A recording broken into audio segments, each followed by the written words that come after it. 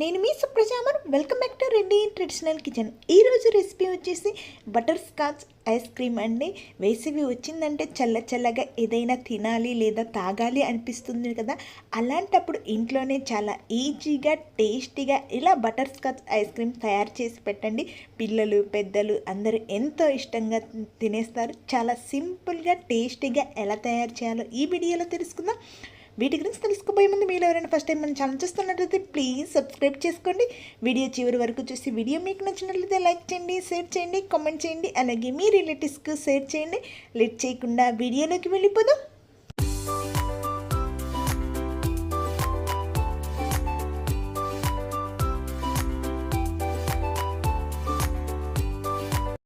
ముందుగా వీటి కోసం మందపాటి వెడల్పు గల ప్యాన్ తీసుకుందాము. ఇలా తీసుకున్న తర్వాత ఇప్పుడు అందులో 1 లీటర్ మిల్క్ను యాడ్ చేసుకుందాం. మిల్క్ అనేది ఫుల్ క్రీమీ మిల్క్ అయితే బాగుంటుందండి. సో మీగడ తీయని మిల్క్ని తీసుకోవాల్సి ఉంటుంది. ఇలా తీసుకున్న తర్వాత ఒకసారి వీటన్నిటిని బాగా కలిపి ఒక 10 మినిట్స్ వీటిని బాగా బాయిల్ చేసుకోవాల్సి ఉంటుంది. ఈలోపు ఒక బౌల్లో 1/2 కప్పు మిల్క్ని తీసుకొని అందులో 2 table spoon custard powder add చేసుకుందాము. ఇలా కస్టర్డ్ పౌడర్ యాడ్ చేసుకున్న తర్వాత కస్టర్డ్ పౌడర్ అండి ఉండలు లేకుండా పాలలో బాగా కలిసేలాగా ఈ విధంగా కలుపుకోవలసి ఉంటుంది. ఇలా కలుపుకొని పక్కన పెట్టుకుందాము.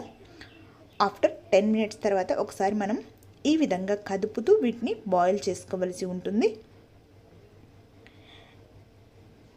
ఇప్పుడు అందులో 1/2 కప్పు షుగర్ను యాడ్ చేసుకొని మరొక 5 మినిట్స్ వీటిని బాగా బాయిల్ చేసుకోవాల్సి ఉంటుంది. మిల్క్ అనేది ఎంత బాగా బాయిల్ అయితే ఐస్ క్రీమ్ అనేది అంత టేస్టీగా వస్తుందండి. ఈ విధంగా బాయిల్ చేసుకున్న తర్వాత మనం ముందుగానే రెడీ చేసి పెట్టుకున్న కస్టర్డ్ మిల్క్ను అందులో యాడ్ చేసుకోవాలి. ఇలా యాడ్ చేసుకున్న తర్వాత వీటిని ఒకసారి బాగా కలుపుకోవాల్సి ఉంటుంది. ఇలా కలుపుకున్న తర్వాత ఒక 5 మినిట్స్ వీటిని బాగా బాయిల్ చేసుకోవాల్సి ఉంటుంది.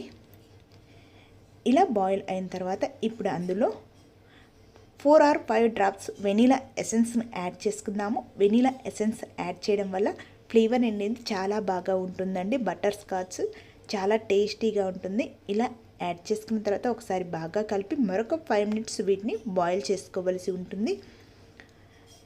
ఈ విధంగా బాయిల్ చేసుకున్న తర్వాత ఇప్పుడు స్టవ్ ఆఫ్ చేసి వీటిని చల్లారనిద్దాము. ఈలోపు స్టవ్ పై మరొక ప్యాన్ పెట్టుకొని అందులో 1/2 కప్పు షుగర్ యాడ్ చేసుకుందాము. షుగర్ యాడ్ చేసిన తర్వాత ఫ్లేమ్ అనేది లో ఫ్లేమ్లో పెట్టుకొని షుగర్ అనేది మెల్ట్ అయ్యేంత వరకు వీటిని మెల్ట్ చేసుకోవాల్సి ఉంటుంది. ఎటువంటి వాటర్ యాడ్ చేయకుండా మనం షుగర్ని మెల్ట్ చేసుకోవాల్సి ఉంటుంది. ఈ విధంగా కదుపుతూ మనం షుగర్ని మెల్ట్ చేసుకోవాలి. ఈలోపు ఒక ప్లేట్కు కొంచెం నెయ్యిని యాడ్ చేసుకుందామండి. ఎందుకంటే మెల్ట్ అయిన షుగర్ అనేది ఇందులో యాడ్ చేసుకోవాల్సి ఉంటుంది కాబట్టి ఒక ప్లేట్లో కొంచెం నెయ్యిని యాడ్ చేసుకొని ఈ విధంగా అప్లై చేసుకోవాలి. షుగర్ అనేది ఈ విధంగా మెల్ట్ అయిన తర్వాత ఇప్పుడు అందులో 10 జీడిపప్పును చిన్న ముక్కలుగా కట్ చేసుకొని అందులో యాడ్ చేసుకుందాము. ఇలా యాడ్ చేసుకున్న తర్వాత ఒకసారి వీటన్నిటిని బాగా కలిపి ఇప్పుడు స్టవ్ ఆఫ్ చేసి మనం రెడీగా పెట్టుకున్న ప్లేట్లో వీటిని యాడ్ చేసి ఈ విధంగా స్ప్రెడ్ చేసుకోవాల్సి ఉంటుంది. ఇలా స్ప్రెడ్ చేసుకుని ఒక 5 మినిట్స్ వీటిని పక్కన పెట్టుకోవాలి. ఆఫ్టర్ 5 మినిట్స్ తర్వాత చూస్తే మనకు ఈ విధంగా గట్టిపడి ఉంటుందండి. ఇలా గట్టిపడిన వాటిని ఈ విధంగా తీసుకొని వీటిని చిన్న పీసెస్గా చేసుకోవాల్సి ఉంటుంది. ఈ విధంగా వీడియో క్లిప్ చూపిస్తున్న మాదిరిగా చిన్నగా వీటిని మ్యాచ్ చేసుకోవాల్సి ఉంటుంది. ఇలా మ్యాచ్ చేసుకొని పక్కన పెట్టుకోవాలి. ఇప్పుడు మనం ముందుగానే చల్లార్చి పెట్టుకున్న మిల్క్ను తీసుకొని ఈ విధంగా ఒకసారి బాగా కలుపుకోవాల్సి ఉంటుంది. ఇలా మిల్క్ అనేది చల్లారిన తర్వాత ఇప్పుడు ఒక మిక్సీ జార్ తీసుకొని మిక్సీ జార్లో మనం చల్లార్చిన మిల్క్ను అందులో యాడ్ చేసుకుందాము.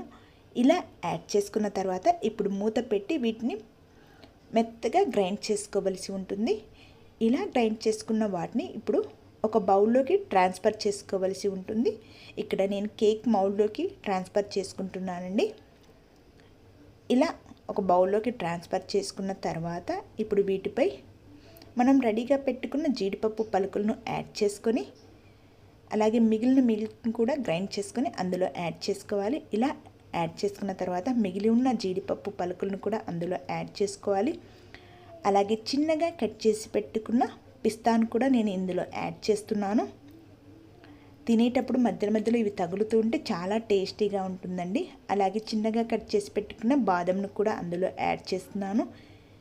ఇలా యాడ్ చేసిన తర్వాత వీటిని 8 or 10 అవర్స్ వరకు ఫ్రిడ్జ్లో పెట్టేస్తే ఐస్ క్రీమ్ అనేది రెడీ అయినట్లేండి. నేనైతే మొత్తం ఓవర్ నైట్ అనేది ఫ్రిడ్జ్లో పెట్టేశాను. ఈ విధంగా పెట్టిన వాటిని ఇప్పుడు ఓపెన్ చేసి చూస్తే ఎంతో టేస్టీగా ఉండే బటర్ స్కాచ్ ఐస్ క్రీమ్ అనేది చాలా పర్ఫెక్ట్గా రెడీ అయ్యిందండి. చాలా సింపుల్గా టేస్టీగా ఇంట్లోనే తయారు చేసుకోవచ్చు. ఇలా తయారు చేసిన తర్వాత ఈ విధంగా తీసి పిల్లలకు కప్పులలో యాడ్ చేసి ఇస్తే పిల్లలు పెద్దలు ఇష్టంగా తినేస్తారండి. చాలా సింపుల్గా టేస్టీగా ఎలా తయారు చేయాలో ఈ వీడియోలో తెలుసుకున్నారు కదా. ఈ వీడియో మీకు నచ్చినట్లయితే లైక్ చేయండి, షేర్ చేయండి, అలాగే సబ్స్క్రైబ్ చేసుకోండి. అలాగే మీ రిలేటివ్స్కి షేర్ చేయండి. Thank you for watching my video friends. Thank you so much.